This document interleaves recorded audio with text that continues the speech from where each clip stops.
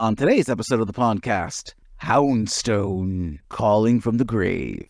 Well, at least the only spirits here aren't the dogs. For you newcomers, our exciting Battle at the Pond series is where we train the same Pokemon in secret and reveal our strategies live. Our goal is to inspire out-of-the-box thinking and showcase the boundless possibilities of Pokemon training. It's all about embracing creativity and showing that there's no one way to train a Pokemon. Let's dive into it. Houndstone is our second doggo for Paldea region. It is a monotype Ghost-type Pokemon who takes 2 times damage from Ghost and Dark types, half damage from Poison and Bug, and no damage from Normal and Fighting. Its abilities are Sand Rush, and its hidden ability is Fluffy. It's so fluffy! Its base stats are 488 with hit points at 72, attack at 101, defense at 100, special attack at 50, special defense at 97, and a speed of 68. I know that the whole Pokemon community has been a little bit quiet, so I'm sure we've all been enjoying our vacations in Hyrule. So when I was walking around Hyrule Field during the sunset, and those skeletal enemies emerged from the ground and just steer me and keep me busy, all they ever did was stall me. Well, my Houndstone named after these enemies is the Stall Hound. Upon emerging in battle, stomping tantrum and play rough, backed by inanimate nature, will do enough damage to make itself a target easy enough. Although a 252 HP, 252 defense, and a 4 special defense EV spread, along with its assault vest, will make it a very difficult task to put it back into the ground.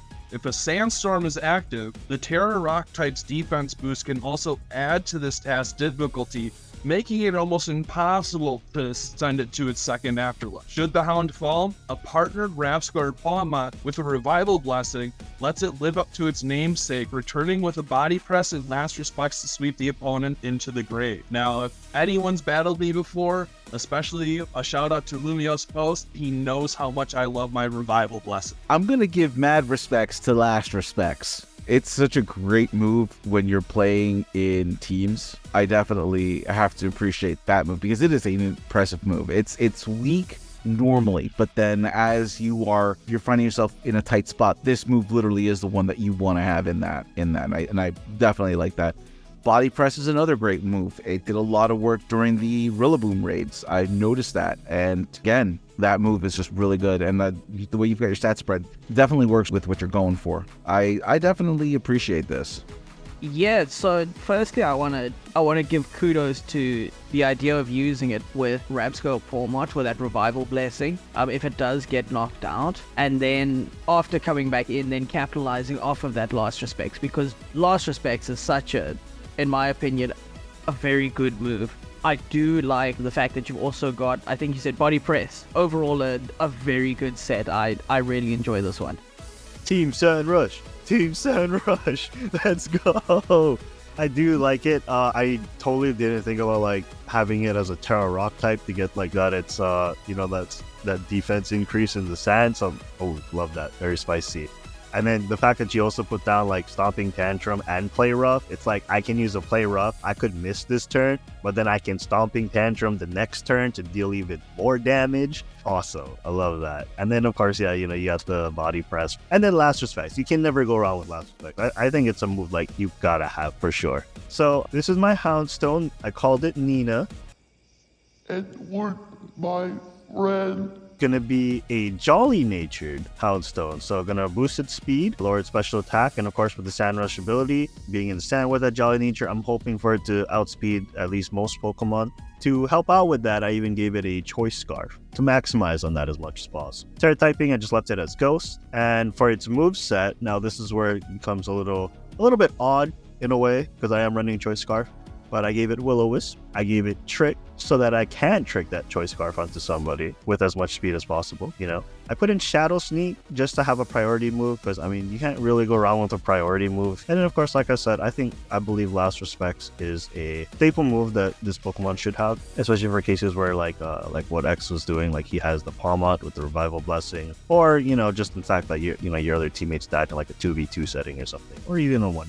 I put on full EVs into its speed, full into its attack, and then just the leftovers into its special defense to help, last a little bit longer.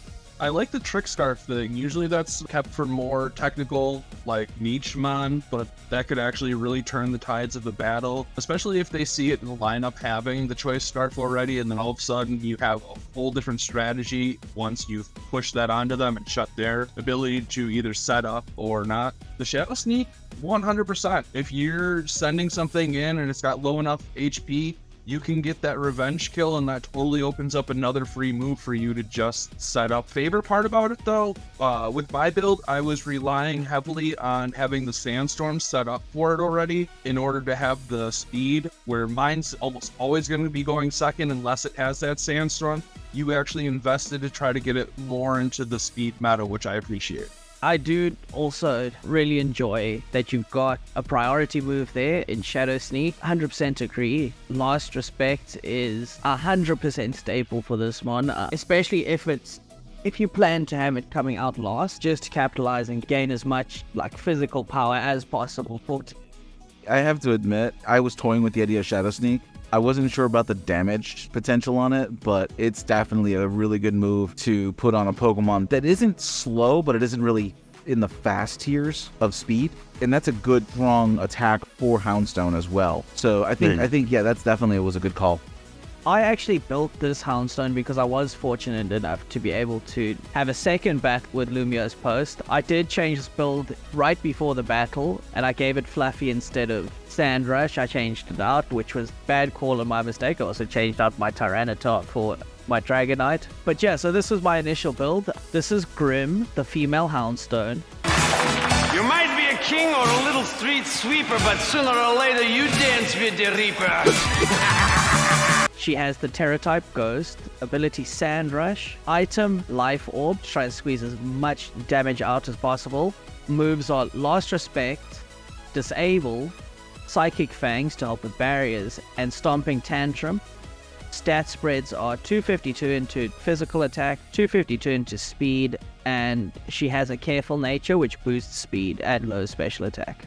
It's an interesting build. Focus on a more aggressive build with the Houndstone than... I even focused very defensive and then relied on a revenge strategy using that Last Respects, but something that can fight the entire way through, way to go.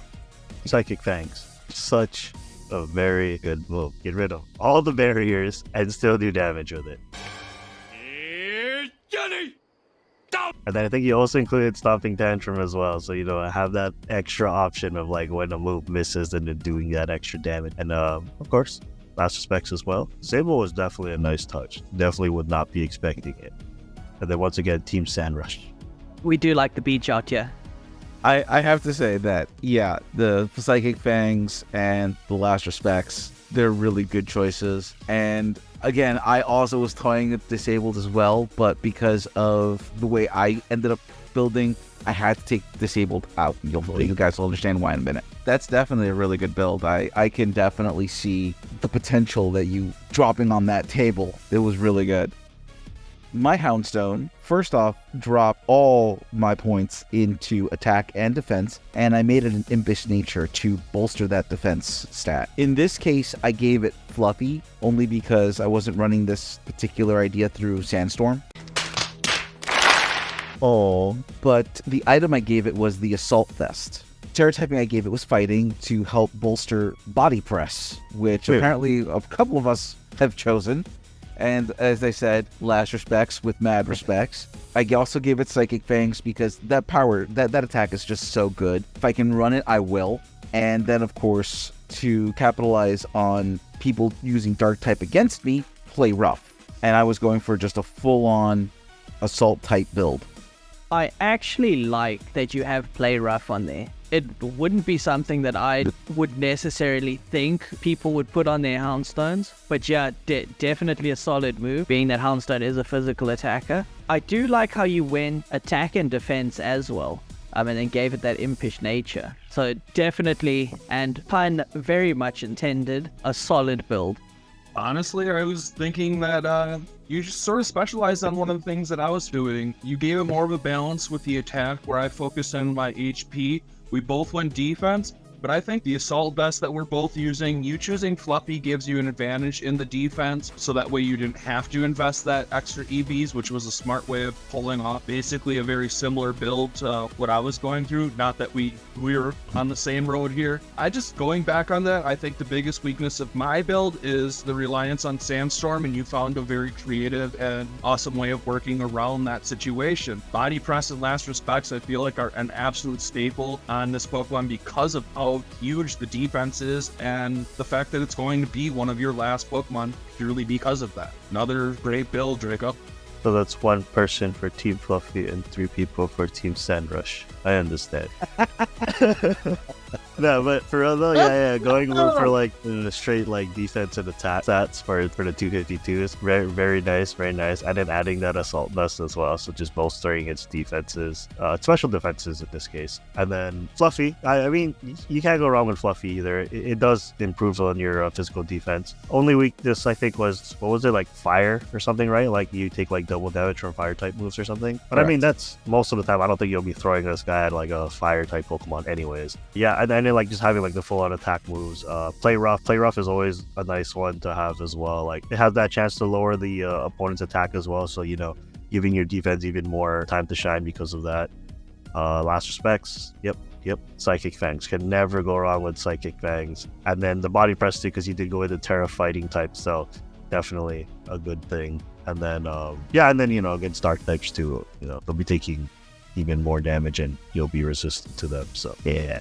One of the things I noticed with Houndstone is that it isn't just a physical attacker, it actually has some really interesting non-attacking moves that make it a really good battlefield controller. For starters, you know, Sand Rush with Sandstorm obviously is a great combo, but you add to that moves like Disable, Yawn, Howl, or even Ally Switch. You could really start messing with your opponent's strategy by shutting them down, forcing a swap, or even changing the target of their attack. You can do an ally switch, and then all of a sudden, instead of hitting Pokemon that's weak against fighting types, they're gonna whiff on Houndstone.